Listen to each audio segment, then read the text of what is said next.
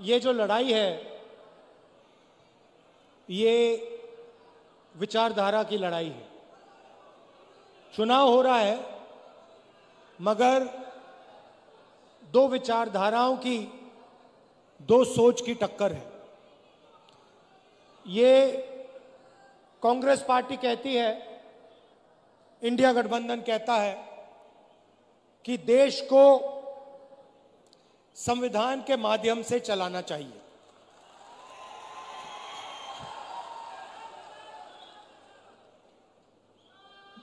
प्रधानमंत्री जी कहते हैं कि मैं संविधान को पब्लिक मीटिंग में दिखाता हूं और संविधान खाली है। संविधान उनके लिए खाली है क्योंकि उन्होंने ये संविधान जिंदगी में पढ़ा नहीं है। उनको कोई आइडिया नहीं कि इस किताब के अंदर क्या लिखा हुआ है। इसीलिए प्रधानमंत्री जी के लिए यह संविधान खाली है। वो कहते हैं कि लाल रंग का संविधान राहुल गांधी दिखाता है। देखिए इस पर क्या रंग है, नीला है, लाल है, हमें कोई फर्क नहीं पड़ता। इसके अंदर जो लिखा है उसकी हम रक्षा करते हैं, उसके लिए हम जान देने को तैयार हैं। तो एक तरफ कांग्रेस पार्टी, इंडिया गठबंधन जो संविधान की रक्षा कर रही है, मैं आपसे पूछना चाहता हूं, और आदिवासी भाई और बहन इस बात को सबसे अच्छा समझेंगे। आज हमने यहां बिरसा मुंडा जी, भैया थोड़ा सामने से हटिए, थोड़ा सामने से हटिए। ये आज हमने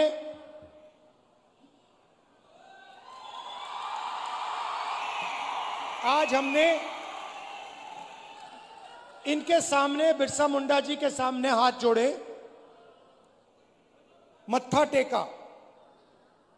मैं आपसे पूछना चाहता हूं, क्या बिरसा मुंडा जी की सोच इसमें नहीं है?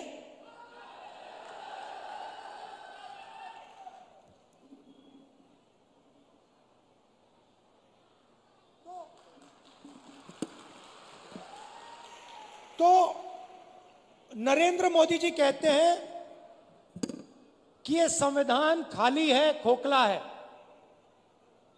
इसमें कुछ नहीं है। मैं नरेंद्र मोदी जी को समझाना चाहता हूं, और प्रधानमंत्री जी आप अच्छी तरह सुनिए क्योंकि आप देश के प्रधानमंत्री हैं। नरेंद्र मोदी जी, यह संविधान खोखला नहीं है। इस संविधान में हजारों साल की सोच, बिरसा मुंडा जी की सोच, बुद्ध भगवान की सोच, फूले जी की सोच, अंबेडकर जी की सोच, गांधी जी की सोच सब भरी हुई है। यह हिंदुस्तान, नरेंद्र मोदी जी, ये खोखला नहीं है। इसके अंदर हिंदुस्तान का ज्ञान, हिंदुस्तान की आत्मा है। और जब आप इसे खोखला कहते हो तो आप हिंदुस्तान, बिरसा मुंडा जी, महात्मा गांधी जी, अंबेडकर जी, इन सब का अपमान करते हो। लड़ाई भाइयों और बहनों इसको बचाने की है। आपको कॉन्स्टिट्यूशन में, संविधान में नाम दिया गया है। आपको संविधान में आदिवासी नाम दिया गया है। इस संविधान में आप कहीं भी पढ़ लो, इस संविधान में आपको वनवासी नहीं कहा जाता है, आपको आदिवासी कहा जाता है। मगर आरएसएस के लोग, बीजेपी के लोग, हिंदुस्तान के प्रधानमंत्री आपको वनवासी कहते हैं। इन दो शब्दों में बहुत बड़ा फर्क है। आदिवासी का मतलब जो हिंदुस्तान के पहले मालिक थे। इस संविधान में बिरसा मुंडा जी ने जो त्याग किया, जो शहीद हुए, उनके शब्द हैं। इसीलिए संविधान में आपको आदिवासी नाम दिया गया है। आदिवासी नाम का मतलब समझिए। आदिवासी नाम का मतलब हिंदुस्तान के पहले निवासी, हिंदुस्तान के पहले मालिक।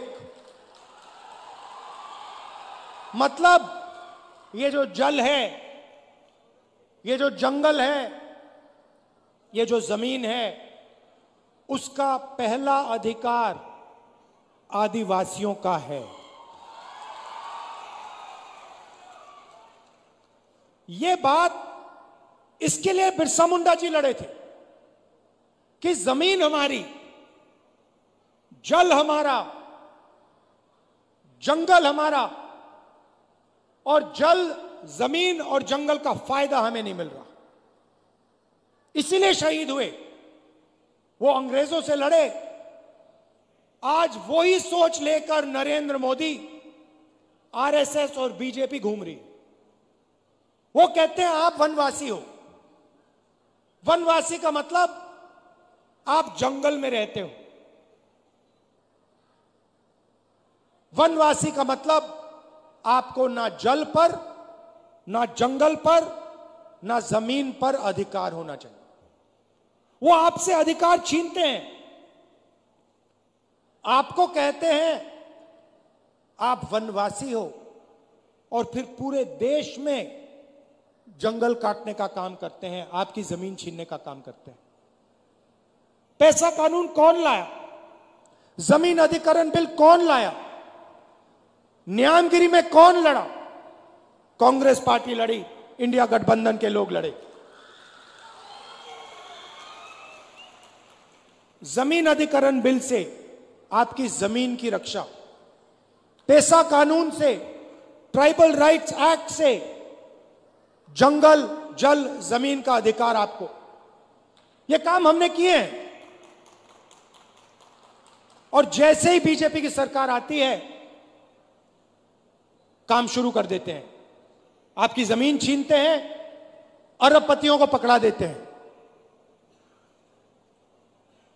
आपका जल ले जाते हैं, आपका जंगल ले जाते हैं, और आपको कहते हैं भैया आप वनवासी हो। मैं आपसे सवाल पूछना चाहता हूं, आप वनवासी हो, आस्ते आस्ते आस्ते आस्ते सब जंगल जा रहा है। 10, 15, 20 साल में हिंदुस्तान में बहुत कम जंगल बचेगा, तो फिर आप कहां के रहोगे?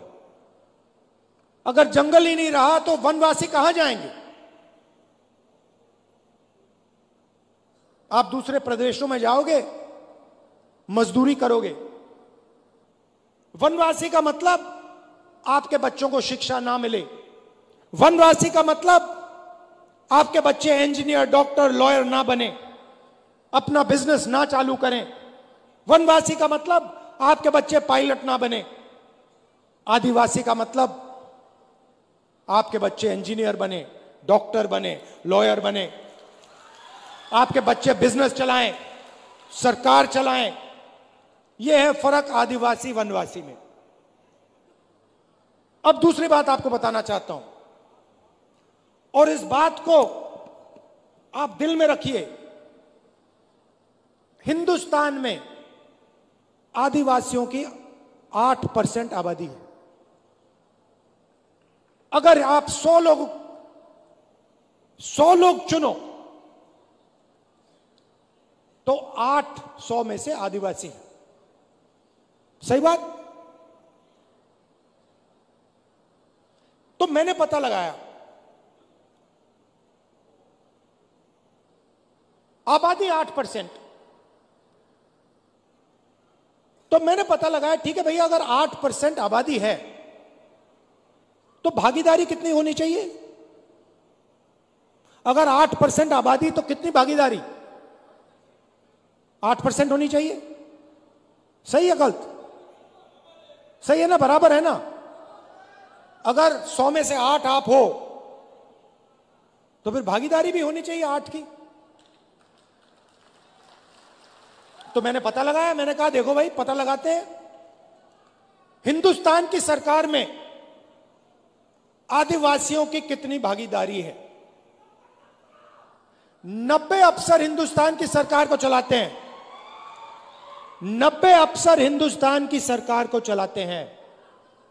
जो आप जीएसटी का पैसा देते हो, रोज देते हो, वो पैसा दिल्ली की सरकार को जाता है, उसको 90 अफसर बांटते हैं। मैं आपसे पूछना चाहता हूं, अगर दिल्ली की सरकार 100 रुपए खर्च करती है तो उसमें से आदिवासी अफसर कितने रुपए का निर्णय लेते हैं? बताइए बताइए बताइए। शांत हो गए आप? यह आपको मालूम होना चाहिए, यह सच्चाई आपको मालूम होनी चाहिए। भाइयों बहनों, अगर हिंदुस्तान की सरकार 100 रुपए खर्च करती है तो आदिवासी अफसर 10 पैसे का निर्णय लेते हैं। मतलब आपकी भागीदारी 100 में से 8%, आपकी आबादी 100 में से 8, आपकी भागीदारी 100 रुपए में से 10 पैसे। 90 में से सिर्फ एक अफसर आदिवासी है और उस अफसर को पीछे कोने में बैठा रखा है, उसको काम नहीं देते। बड़ी मिनिस्ट्री उसके हाथ में नहीं है, उसको कहते हैं आप आदिवासी हो, आप पीछे बैठो, आप वनवासी हो, आप पीछे बैठो। यह बदलना है। बदलने का तरीका जाति जनगणना, कि सबको पता लग जाए कि सचमुच में आदिवासियों की कितनी भागीदारी है। मैं आपसे पूछना चाहता हूं, आप मीडिया देखते हो ना? देखते हो मीडिया? ये बड़े बड़े टीवी वाले एंकर हैं, इसमें से मुझे एक आदिवासी का नाम बता दो, एक आदिवासी का नाम बता दो, एक दलित का नाम बता दो, एक पिछड़े वर्ग का नाम बता दो। नहीं मिलेगा। हिंदुस्तान की सबसे बड़ी कंपनियों में, अदानी की कंपनी में, अंबानी की कंपनी में, मुझे एक आदिवासी नाम बता दो। नहीं मिलेगा। मजदूरों की लिस्ट निकालो, मनरेगा की लिस्ट निकालो, आदिवासी उसमें भरे हुए हैं। ये इमारतें आप बनाते हो, सड़कें आप बनाते हो, खून पसीना आप देते हो, मगर हिंदुस्तान में आपको भागीदारी नहीं मिलती है। यह सच्चाई है। इस सच्चाई को स्वीकार करना ही पड़ेगा। और मेरा लक्ष्य है कि आदिवासियों को, दलितों को, पिछड़े वर्ग को हिंदुस्तान में भागीदारी मिले, हिंदुस्तान में पावर मिले, सरकारों में जगह मिले, बिजनेस में जगह मिले। यह फर्क है आदिवासी में, वनवासी में। महाराष्ट्र की थोड़ी सी बात करता हूं आपको। हमारी सरकार आएगी तो हम आपके लिए क्या करने जा रहे हैं। नरेंद्र मोदी जी ने 16 लाख करोड़ रुपया अरबपतियों को कर्जा माफ करके दिया है। 1 लाख करोड़ रुपए धारावी की जमीन नरेंद्र मोदी की सरकार, महाराष्ट्र की सरकार अदानी को पकड़ा रही है। 1 लाख करोड़ रुपए की जमीन दे रही है। आदिवासियों को क्या दिया? दलितों को क्या दिया? पिछड़ों को क्या दिया? किसानों को क्या दिया? मजदूरों को क्या दिया? महिलाओं को क्या दिया? कुछ नहीं। इसलिए हमने मन बना लिया, जितना पैसा नरेंद्र मोदी अरबपतियों को देगा, जितना कर्जा माफ उनका करेगा, हम आपका करेंगे।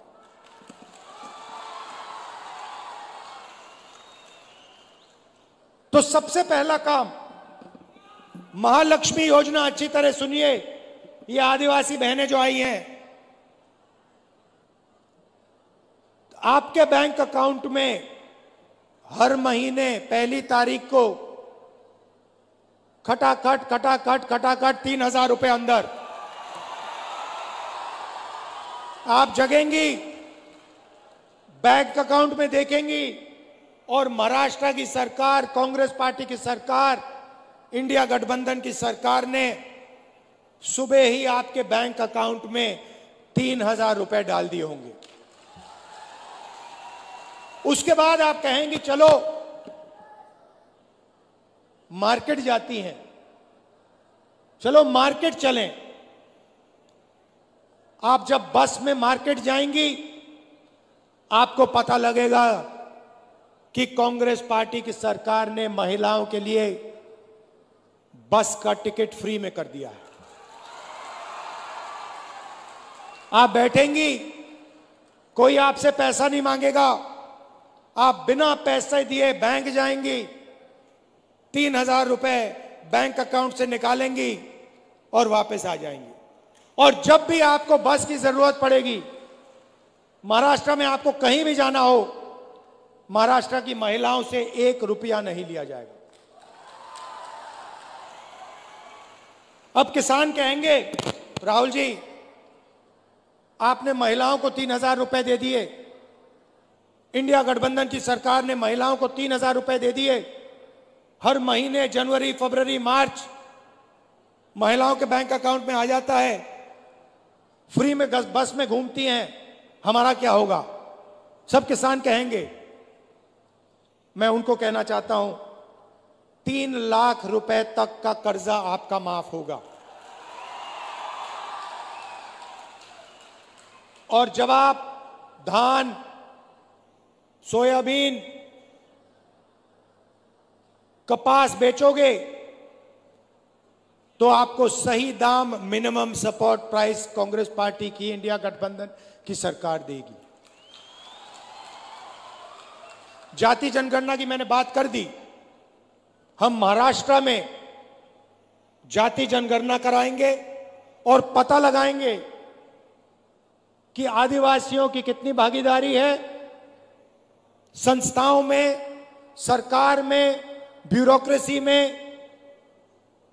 आदिवासी, दलित, पिछड़े वर्ग के कितने लोग हैं। पार्लियामेंट में मैंने कह दिया है, लोकसभा में नरेंद्र मोदी के सामने, कांग्रेस पार्टी की सरकार जाति जनगणना करेगी और ये जो 50% का आपने रिजर्वेशन पे दीवार लगा रखी है उसको हम तोड़ के उड़ा के फेंक देंगे।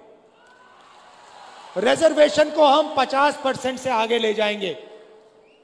लोकसभा में मैंने बोला है, ये वायदा मैं आपसे कर रहा हूं, जाति जनगणना और 50% की दीवार कांग्रेस पार्टी की सरकार दिल्ली में तोड़ेगी, महाराष्ट्र की सरकार यहां तोड़ेगी। जाति जनगणना हम करके दिखाएंगे। सबसे ज्यादा कष्ट गरीबों को इलाज से होता है। गरीब किसान को दिल का ऑपरेशन करना हो, पेट का ऑपरेशन करना हो, किसी को कैंसर हो जाता है, कैंसर का इलाज करना होता है, तो गरीब किसान कर्ज में डूब जाता है, आत्महत्या कर लेता है। इसीलिए आपकी नई सरकार, इंडिया गठबंधन की सरकार,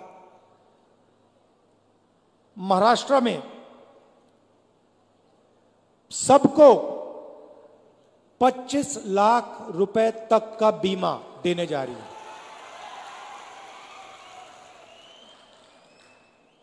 दिल का दौरा पड़े, कैंसर हो, किडनी की बीमारी हो, लिवर की बीमारी हो, पेट की बीमारी हो, आप अस्पताल जाओगे, 25 लाख रुपए तक का इलाज आप मुफ्त में करवाओगे।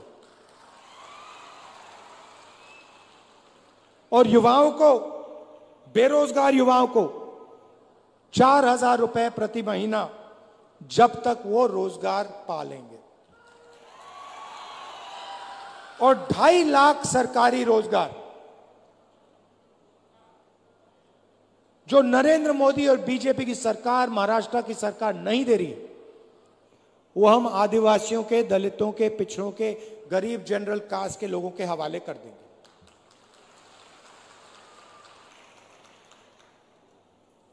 महाराष्ट्र की सरकार आपके जो प्रोजेक्ट्स हैं, जो महाराष्ट्र को रोजगार देने वाले प्रोजेक्ट्स हैं, उनको दूसरे प्रदेशों में भेजती है और आपके लोग मजदूरी दूसरे प्रदेशों में जाके करते हैं।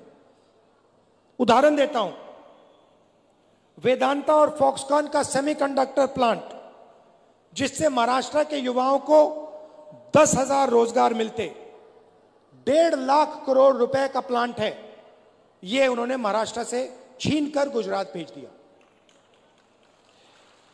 टाटा एयरबस का मैन्युफैक्चरिंग यूनिट, 10,000 रोजगार, 1.8 लाख करोड़ का प्रोजेक्ट है, यह महाराष्ट्र की सरकार ने गुजरात भेज दिया। आईफोन बनाने का प्लांट, 2 लाख करोड़ रुपए का प्लांट, 75,000 युवाओं को रोजगार मिलता, यह उन्होंने महाराष्ट्र से छीनकर गुजरात भिजवा दिया। ड्रग पार्क, 80,000 लोगों को रोजगार मिलता, छीन के गुजरात पहुंचा दिया। गेल पेट्रोकेमिकल प्लांट प्रोजेक्ट, 60,000 करोड़ का प्रोजेक्ट था, 21,000 युवाओं को रोजगार मिलता, यह उन्होंने आपसे छीन के दूसरे प्रदेश में भिजवा दिया। अगर हम सब रोजगार मिला दें तो महाराष्ट्र से बीजेपी की सरकार ने 5 लाख रोजगार छीनकर दूसरे प्रदेशों में भिजवा दिए हैं। इसीलिए आपको यहां रोजगार नहीं मिलता है, इसीलिए यहां आपको बेरोजगार बना दिया गया है। यह काम इंडिया गठबंधन और कांग्रेस पार्टी की सरकार नहीं करेगी। महाराष्ट्र के प्रोजेक्ट्स महाराष्ट्र में रहेंगे, गुजरात के प्रोजेक्ट्स गुजरात में रहेंगे। हम ये नहीं चाहते कि आपके सारे प्रोजेक्ट्स यहां से छीनकर दूसरे प्रदेशों में भेजे जाएं और आदिवासी युवा जाकर बंधुआ मजदूर बने गुजरात में, दूसरे प्रदेशों में। हम चाहते हैं कि आपको महाराष्ट्र में रोजगार मिले, सही रोजगार मिले, इज्जत का रोजगार मिले। इसीलिए हम चुनाव लड़ रहे हैं, इसीलिए हम यहां अपनी सरकार बनाना चाह रहे हैं। याद रखिए, मेन लड़ाई, सच्ची लड़ाई संविधान की है। आपको जो भी मिला, जमीन, जल, जंगल, शिक्षा, स्वास्थ्य, रोजगार, जो भी मिलता है, मनरेगा, भोजन का अधिकार, ये सब इस किताब ने दिए हैं। और इस किताब के अंदर पवित्र सोच है, बिरसा मुंडा जी की सोच है, महात्मा गांधी की सोच है, अंबेडकर जी की सोच है, बुद्ध भगवान की सोच है। और जब नरेंद्र मोदी कहते हैं कि यह संविधान खोखला है, इसके अंदर कुछ नहीं है, तो वो बिरसा मुंडा जी का अपमान करते हैं, बुद्ध भगवान का अपमान करते हैं, महात्मा गांधी, अंबेडकर जी का अपमान करते हैं, फूले जी का अपमान करते हैं। भाइयों और बहनों, आरएसएस इसके खिलाफ है, बीजेपी इसके खिलाफ है। इसलिए वो आपको वनवासी कहते हैं, इसलिए वो आपकी जमीन छीनते हैं, इसलिए जल, जंगल, जमीन का फायदा आपको नहीं देते। हम इसकी रक्षा करते हैं और रक्षा करते जाएंगे। आपको आपका अधिकार हम आपको दिलवाएंगे, क्योंकि आप आदिवासी हो। आप सबका मैं दिल से धन्यवाद करता हूं। दूर दूर से आप आए, कष्ट उठाया, आपने इतने प्यार से मेरी बात सुनी, इसके लिए मैं आपको दिल से धन्यवाद करता हूं। नमस्कार, जय हिंद।